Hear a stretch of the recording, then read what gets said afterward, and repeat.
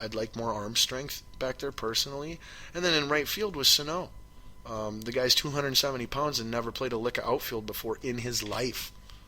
Doesn't understand did not understand when spring training came the concept of a cutoff man, what that was.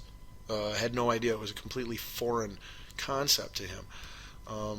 And bottom line, we have him for his bat. That's what makes him a star, is his bat. So throwing him out there in the outfield, asking him to run down, chase down flies, and avoid the wall, and avoid the other outfielders, and avoid injury, is just, along with the fact of can he do it? Is he going to be good enough at it? That's just ice. That's the cherry on top. I don't like it. It's not to say it's not going to work, but believe you me, if and when, and I'm saying when, and I'm saying end of April, somewhere between the end of April and the end of May, Sano is going to get injured, and it's going to happen out in the field playing defense. He's going to pull a hammy or sprain an ankle or something, and that's it. I'm going to be upset, and I'm going to say I told you so, and this is proof that this was a bad idea. He is a building block. He is a cornerstone. He's a foundation piece. Whether you're talking sports or whether you're talking literally building a freaking structure, a house, an office, whatever. You don't relocate those pieces. You build around those pieces. You don't move them. You move everything around them to accommodate and work with them. So I don't like it at all. It is going to bite us in the butt at some point in time. Hopefully it's just for a week or two. Nothing nagging, nothing major. And hopefully they won't be so reluctant to give him more days at DH. And possibly work him back in at third, which I would also like. Either of those or both of those I would like much more than him playing right field. And if all of a sudden Azaria figured out how to hit, and we've got him and to go with Buxton and Rosario and Kepler, hopefully, who I believe is slightly injured right now at the moment. But I'm very huge on the Max Kepler kid. Like him a lot. I'd like to see him starting in the outfield eventually anyway. So there you'd have Rosario and Buxton and Kepler, and then Sano's got to either go to DH or first or third. Unless you can put him behind the plate, that'd be freaking awesome, but it'd destroy his knees and then he can't hit. And yeah, bad idea. We watched that with Mauer. So overall, things are really encouraging for the Twins if you're a Twins fan. But we've definitely got a few things to keep an eye on. And then in league news, 2 weeks from now is the start of the season, April 3rd and April 4th. I'm sure there'll be tons of it on TV. Make sure to check it out. That will be that week then when I record that show will be when you get my baseball preseason preview extravaganza complete with all of my picks and predictions for the upcoming baseball season. And then one more bit of baseball news before we squeeze in football. Alex Rodriguez made a very large announcement today, I believe it was. Maybe yesterday. It was yesterday, excuse me. But Alex Rodriguez told ESPN's Andrew Marchand, I would think that's how I say, that he is in fact planning and will retire after the 2017 season when his contract expires. So that will not be after this year, but after next year, which it looks like apparently he has 2 years left on his contract. Now, if he is at any point even remotely flirting with Bonds and Aaron at the end of that at the end of 2017, just a couple away, needs to play one more year, I'd fully expect him to seek out a one-year deal with a non-playoff contending team where it's a win-win for all parties. He will sell tickets where that would be in difficulty otherwise, and he will have at bats to get his career record, and hold his place in history. So, but of course he's got to be healthy, to do that as well. That would be the other asterisk. But as of now, the plan is for one A-Rod to retire in 2 seasons from now at the end of the 2017 season. But now we find ourselves here in fairly unfamiliar, uncharted waters with the NFL and professional football finding itself in our quickies section. We almost never give pro football the quickie treatment here on Balls Deep Sports Talk. But alas, that's what's going on with the show tonight.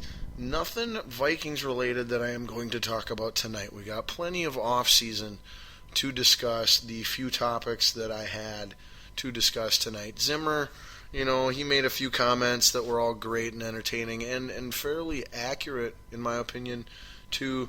If you want to seek that out for yourself, go right ahead. But it's just Zimmer being Zimmer and giving an accurate account of where the Vikings are at. So we'll go with these few league news stories that we have, and we'll start with what I think is probably the A-talker in the NFL, and that is Robert Griffin III, RG3, finding a new home. He has signed a 2-year deal with the Cleveland Browns for an average of $7 million a year. It's a $14 million contract over 2 years. Little over $3 million of that is guaranteed for this first season. So they are paying him money that is top backup money and low starter money. So it begs the question of what they really think they signed. Did they sign a backup quarterback or a filler quarterback? And are they going to draft Carson Wentz, number 2 overall, their quarterback of the future, and then this way Griffin can start the first half of the year if he needs to, if Wentz isn't ready, needs more time, or are they going to use this now? Do they really think that they have an actual starting quarterback, and they'll look to go sign another veteran to battle for the backup and use that second pick on a different position entirely, as they have tons of areas of need. Offensive line, even though that's primarily at center now that Alex Mack is gone, you ain't going to take a center second overall, but they need wide receiver, they need running, I think they need running back, they need defense, they need everything, pretty much. I personally still think the no-brainer pick is taking Carson Wentz at 2. You've got a chance to have what is believed to be the most, odds-on favorite to be a franchise quarterback in this year's draft. And then you've got to, maybe he can come in and start right away if he's ready and earns the job.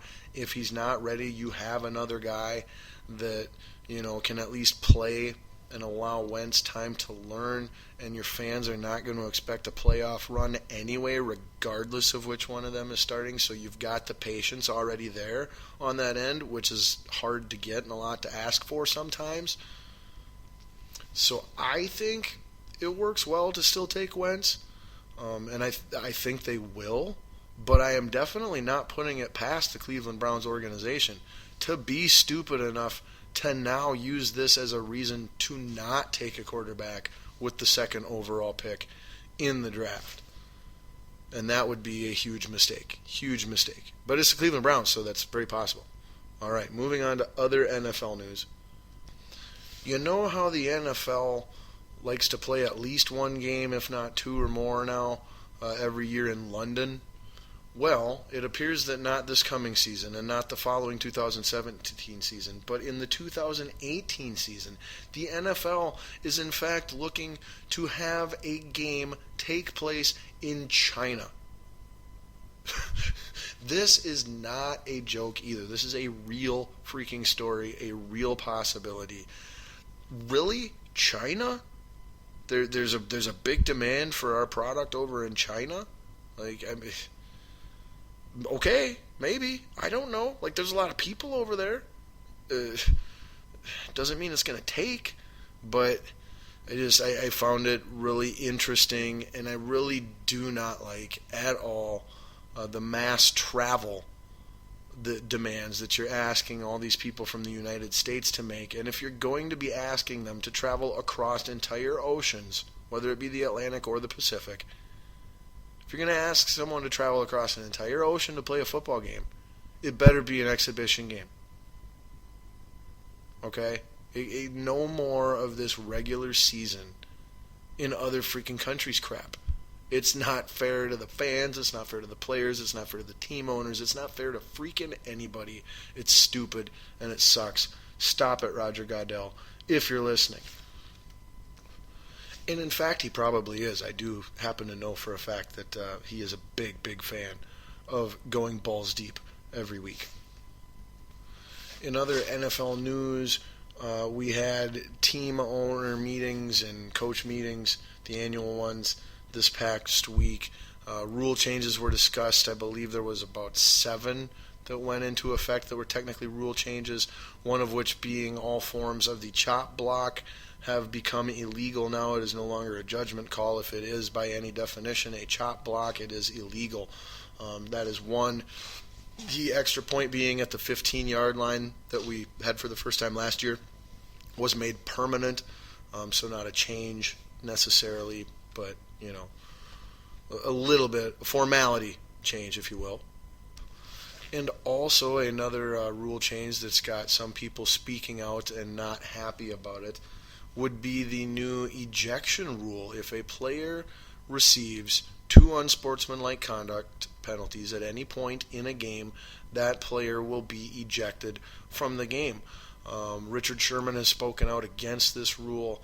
I think this rule is complete common sense, and honestly, it is the response of one specific event from last season. You can refer to this new rule, if you want, as the Odell Beckham Jr. rule. This rule was put in place so that if something like what happened with Odell Beckham Jr. and Josh Norman last year happens again this year, that the NFL referees have a way to deal with it in-game on field that is inarguable and not up to judgment, other than, determining something is unsportsmanlike, period. But I'm sure whenever facing a second one, they'll take that very seriously. They'll all get together and agree upon that decision if and when that happens. And I'm sure that it's rare in the NFL that anyone gets 2 unsportsmanlike penalties. So you will not see it a lot. You might not see it at all this first season. But I think you'll see it once, maybe twice, just to, prove that it's there and that they'll use it if and when given the cause to. Like I said, you can all refer to this as the Odell Beckham Jr. rule because it was his complete freaking wigging out, snapping, losing it, going absolutely berserk against the Panthers last year that specifically led to the implementation of this rule this coming season. And one final rule change that I'm going to bring up before our last couple NFL stories. I don't know how to word this, but for forever, when you get a touchback is, when the team kicks the ball off from the other team and it goes out of bounds, out of the end zone, not out of bounds. When it goes out of the back of the end zone or when it is caught in the end zone and fair caught or taken a knee, then the offense receives the ball at the 20-yard line.